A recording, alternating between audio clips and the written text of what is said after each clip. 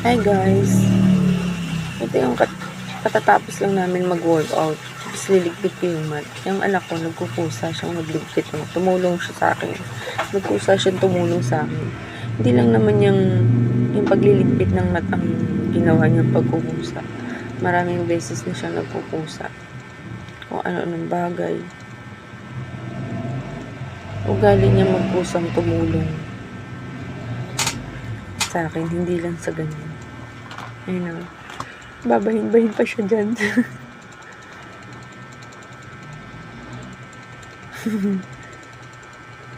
Niligpit talaga siya. Nagkukusa talaga siya. Hindi ko siya tinuruan guys, pero marunong talaga siya. Mas marunong siya dun sa kuya niya.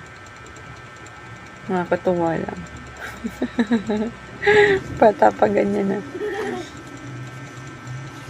Ito naman yung nagwo-workout ako. Lagi siyang sumasama.